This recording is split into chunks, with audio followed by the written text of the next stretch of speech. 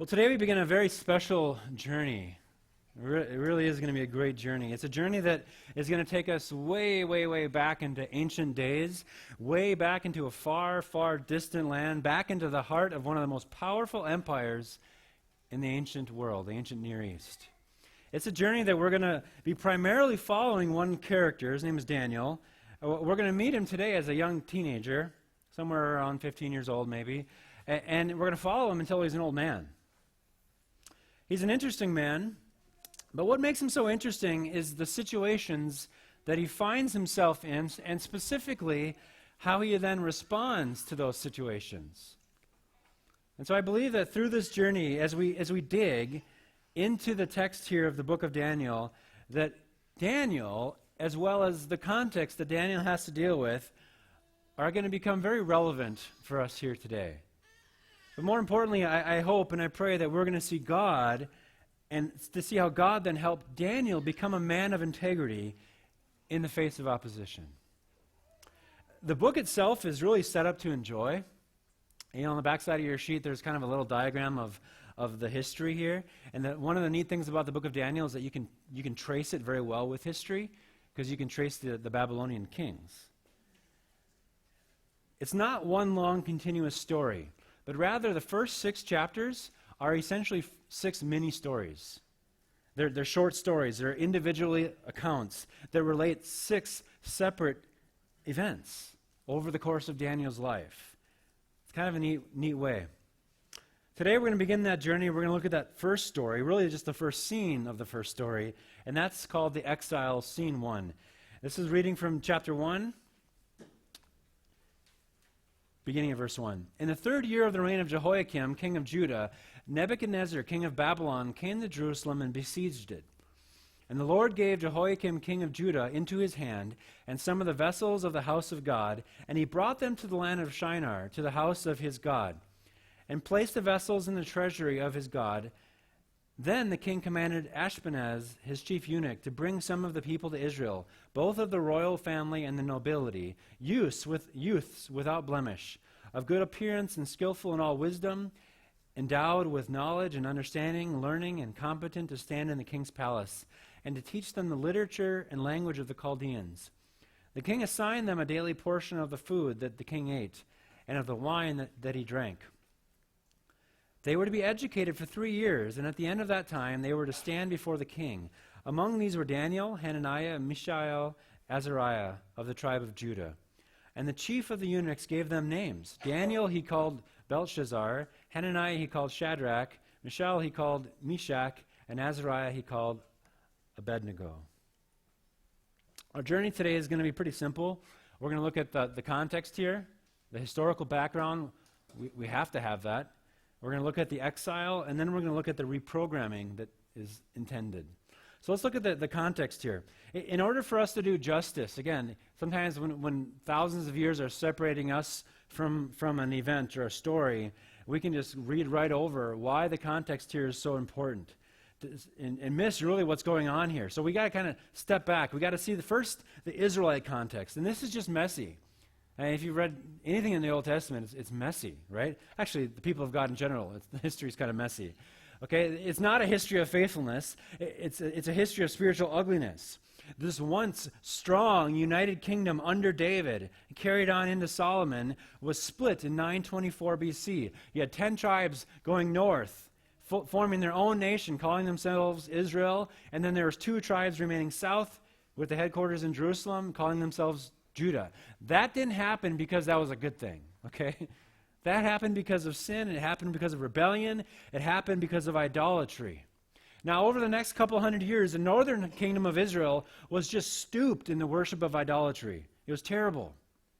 And about 722 BC, God used the Assyrians to bring in judgment.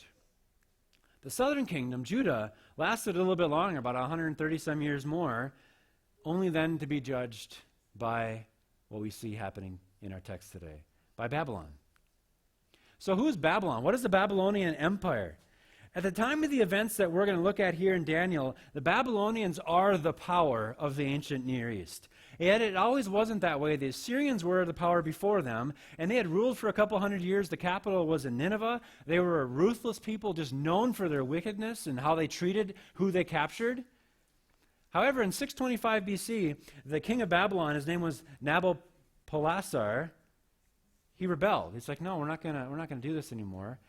And a few years later, in 612, his son, Nebuchadnezzar, maybe that name sounds familiar, 612, he was the general of the army. He led a united army made up of Babylonians, of Medes, and of Scythians. And one by one, they went north, and they took these northern citadels. And finally, they laid their eyes on Nineveh, and they besieged it, and they took it. So by 612 BC, the power landscape of the ancient Near East had changed completely. Babylon was powerful. The Babylonian Empire was powerful, and yet they wanted more. Okay? So you see there with the red circles here, you've got Babylon right there, and you've got Nineveh. All right, there's two more circles there. And in 605, there's a pretty famous battle. It was the Battle of Carchemish on the top left there. This is where the Babylonian Empire became the dominant empire of the world. What happened was that Pharaoh came up from Egypt to fight the Babylonians. That didn't go well for him. He was defeated, and Nebuchadnezzar chased himself. And notice where he went through? What do you see? Where did he go through? Right through Jerusalem, right? He went right through Judah. And as we jump into our text here of Daniel chapter 1, it's very, very important for us to realize that at this time, 605, right around there, 604 BC, Nebuchadnezzar and his army, the most powerful army and power of the world, are camped out right in Judah. Okay? They're right there. Just celebrating victory over Pharaoh. Just all of a sudden assuming world domination. Now, who's this Nebuchadnezzar guy? Well, he ruled Babylon for 43 years. 43 incredible years, actually. And his entire time that he ruled, he maintained their position in the ancient years. He was a phenomenal, brilliant leader. He's known as a great war king. He built this huge system of detailed defenses all around his kingdom. He built temples, he built palaces, he built canals, he built streets. He even had streets decorated with colored brick. In fact, the Greeks even said one of the 7 wonders of the world were the hanging gardens in Babylon. Maybe you've heard of that before. And after he died in 562, none of his successors could match him. And the empire started to decline. So as we jump into Daniel chapter 1 here, the context is this. Babylon is the world empire, without question. Nebuchadnezzar is the all-powerful conquering king. Judah's a mess. Jerusalem is a mess. The Israelites are all over the place. Idolatry, mess. Okay? So what happens? Let's get into the text. In the 3rd year of the reign of Jehoiakim, king of Judah, Nebuchadnezzar, king of Babylon, came to Jerusalem and besieged it. And the Lord gave Jehoiakim, king of Judah, into his hand with some of the vessels of the house of God. And he brought them into the land of Shinar to the house of his God and placed the vessels in the treasury of gold. And so the book here just opens up with a bang. It's kind of like this play-by-play situation. And there's a fascinating relationship between verse 1 and verse 2. Because verse 1 just lays out the bare facts of what happened. In the 3rd year of the reign of Jehoiakim, king of Judah, Nebuchadnezzar, king of Babylon, came to Jerusalem and besieged it. That's the bare facts. Nebuchadnezzar, the most powerful ruler in the ancient world, after defeating the Egyptians, lays eyes on Jerusalem and he takes it. So verse 1 tells us the what happened. Verse 2 then tells us the why. What is happening behind the scenes? And we see there then, the Lord gave Jehoiakim, king of Judah, into his hand with some of the vessels of the house of God. Now, doesn't that just kind of change everything? The whole picture changes. This is not a random thing. The Lord gave. He caused, he allowed, whatever word you want to describe that, and it should make us wake up and remember the history that's happening here. This is judgment. This is punishment. The nation was being punished for their years and generations of unfaithfulness, of betrayal, of idolatry. And he's not doing this. He's simply raising up another nation to do it, which is exactly what happened to the northern tribes. This is a fulfillment of a promise. If you go way back earlier in the Old Testament, in the time of Moses, God said, you're mine, but if you mess up, if you're full of idolatry, if you turn your back on me, I will send you into exile. And that's what's happening. The time had come. God was using people to bring judgment on his rebellious people, trying to wake them up. So Daniel records for us here that Nebuchadnezzar doesn't just pass through, doesn't just besiege Jerusalem. He takes things, and he takes some specific things. These beautiful vessels, these instruments from the temple, priceless, used in the service of God, part of the worship life here of Israel, and he puts them into the worship life of the pagan gods of Babylon. God allowed that. He gives us something more to chew on here. Where does he say that he takes them to? Shinar, huh? Does that ring a bell? Anybody? I mean, he takes them to Babylon. We find that out, but he uses a different word. And this is kind of interesting. Daniel here reaches way, way, way back into the history, and he pulls this old name out, this name of Shinar, this place. The last time it was used was in Genesis 10, referencing the area where the Tower of Babel was. Kind of interesting. This is a time way back in their history of spiritual idolatry, of confusion, of a battleground between the truth of God. It was not a proud time in the history of humanity. This is not an accident. Could Daniel have just said, yeah, he took him to Babylon? Yeah, because that's what happened. But Daniel is deliberately drawing the reader, drawing you and I, drawing his audience, saying, this place of darkness, yeah, that's where we're going. That's where we're going. But Nebuchadnezzar's not just content to just take loot from the temple. He does that. He wants people. He wants people. And that's what we see. The king commanded Ashpenaz, his chief eunuch, to bring some of the people of Israel, both of the royal family and the nobility, youths without blemish, of good appearance and skillful in all wisdom, endowed with knowledge, understanding, learning, and competent to stand in the king's palace. And this is so fascinating because this is in about the year 604, 605 BC. Nebuchadnezzar's dad, the king before it, died, so now he has the throne. And with that, then, he instructs his right-hand man to choose the best that you see here in Jerusalem. Take the elite from the royal family, from the nobility. Take youth, young men without blemish, skillful in all wisdom, knowledge, understanding, learning. It's a brain drain. That's what's happening here. This is a brain drain that Nebuchadnezzar is doing. He wants the power people. He wants the young future leaders. And this is a brilliant, brilliant strategy. We're going to come back to that. So this then, as we see in chapter 1, is the first deportation into exile. This is again around 605, 604. This was just a small group of people. It was just the future leaders, the elite of the community. A few years later, in 597, he comes back and he takes about 10,000 more. And then finally in 586, he comes back and he devastates Jerusalem, destroys the temple, and basically takes almost everybody else to Babylon, except he leaves all the poor people.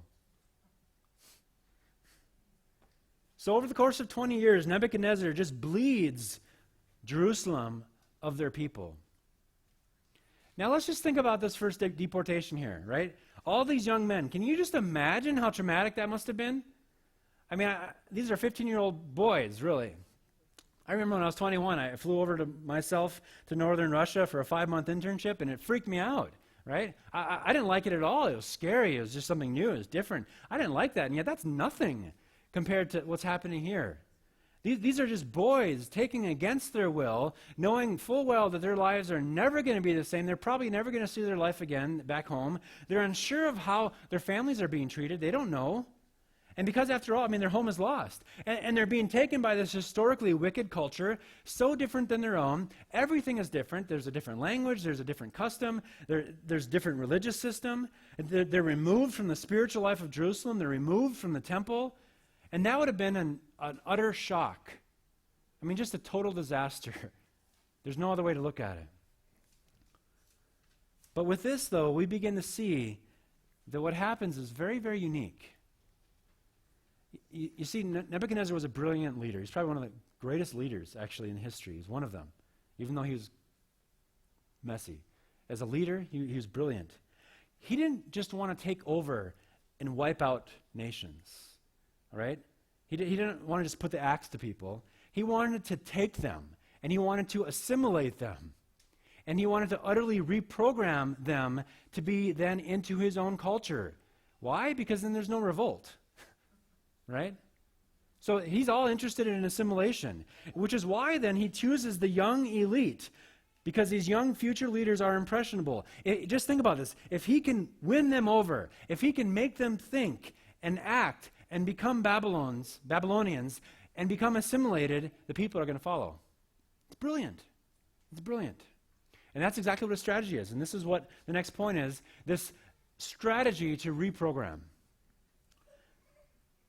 The goal is to bring some of the people to Israel, both of the royal family and the nobility, youth without blemish, of good appearance, and skillful in all wisdom, endowed with knowledge, understanding, learning, and competent to stand in the king's palace, and to teach them the literature and language of the Chaldeans, that's the Babylonians.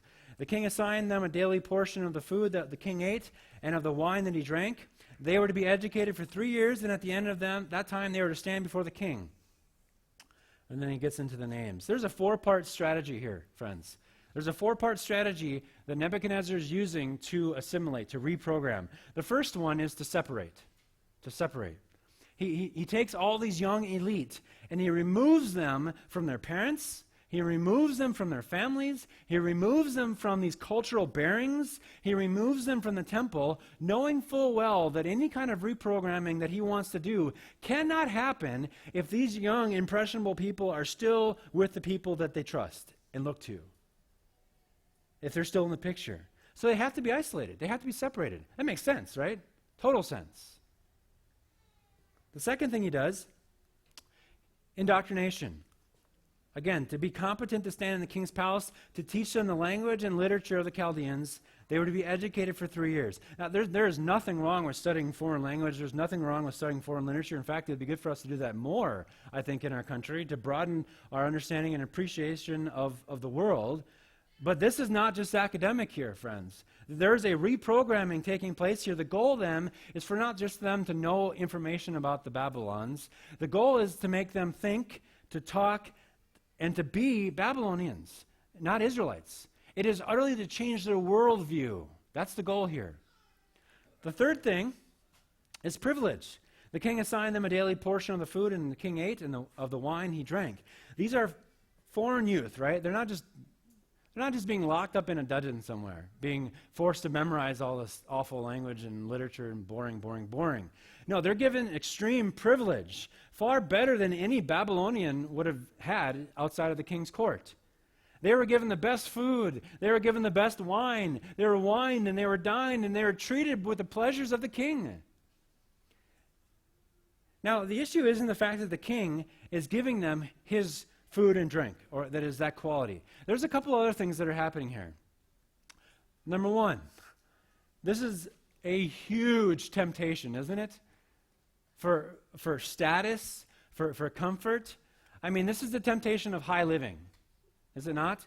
I mean, make these young 15, 16-year-old boys love their position. Make them love their new life. Remember, these are young men. They're impressionable. And now they're all of a sudden living the high life. Living a life 10 times better than what they had back in Israel. Do you think that's intentional? Yeah. But the second thing, and probably more important, is that this food was also used within the pagan religious sacrifices. So there's a direct religious component here. What's the big deal with that? Well, the Mosaic law said, no, you can't compromise by eating food that had been sacrificed to idols. And so here we have food being sacrificed to idols, being part of the whole sacrifice, and now being offered to them. And so if the boys can compromise here, which is so tempting, all this incredible food, other things are going to follow. All right? Compromise leads to assimilation in this context. And then finally, the fourth strategy here is to give a new identity. They're actually given new names, okay? And some people think, well, that's just because they couldn't pronounce the Hebrew names. Yeah, whatever. That's not true at all. Look at that. Isn't this fascinating? Daniel's name means God is my judge. Hananiah's name is the Lord is gracious. Mishael's name is who is what God is. We're not sure exactly. It has something to do with God. And Azariah, the Lord helps. And notice what their names are being changed into. Belshazzar, a servant of Bel, who was a pagan god. Shadrach, inspired by the sun god, who was also a pagan god. Meshach, who is, what is the moon god? Something to do with that. And Abednego, servant of Nebo. So here we have a situation where we have their names that are directly connected to their former life, connected to their former religious system, being taken away from them, and they have these new names now that are directly connected to the Babylonian gods. Is that an accident? No, of course not. So day after day, people are saying, hey, how are you doing, Belshazzar, or whatever? And pretty soon, this new identity, they assume, is reprogrammed into them.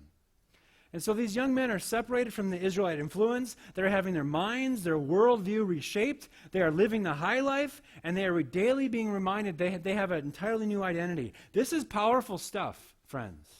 None of this is by accident. This is a specific, brilliant strategy by Nebuchadnezzar. In fact, look at the history. Look at some of the dictators in the past of the history of the world. Who did they target? Yeah, the youth. If they could change the hearts and the minds of the next generation, you win. Right? Well, Nebuchadnezzar had that figured out a couple thousand years before. So as we close our first scene here, we got to close there. These young men were destined for leadership in Judah. Now they have been transported far, far away to undergo a 3-year assimilation program. Their minds are to be shaped. Their bellies are to be kept happy. Their old identities are to be erased. How are these men going to do with it? What are they going to do? How are they going to handle this? How are they going to respond to this incredible program?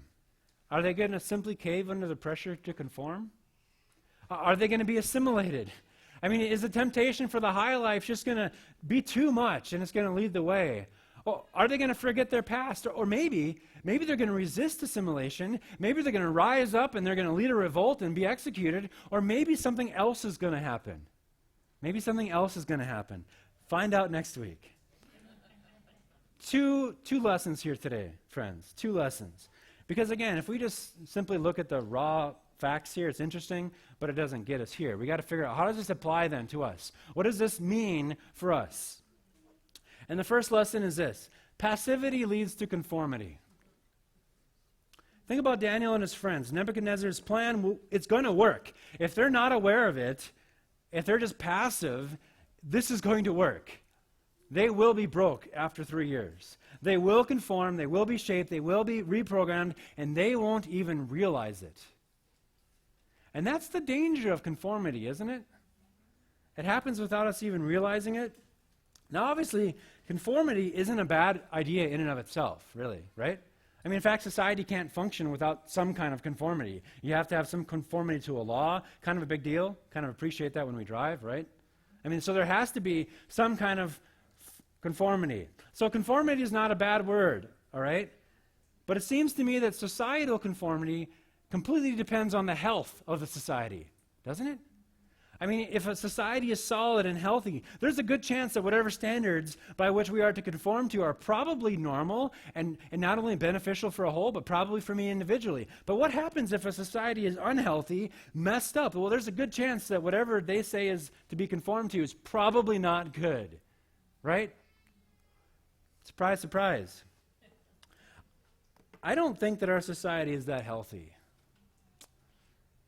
Emotionally, psychologically, philosophically, spiritually. I mean, there's just craziness everywhere. It's overwhelmingly secular and just weird, right? I mean, no longer is there researched, reasoned arguments about issues that matter. And all it is now is just who can yell the loudest and who has the most money to yell the loudest, and they then have the most power. And whoever side you're on, the losing side of the yelling match is demonized. You guys know exactly what I'm talking about. We deal with this every day.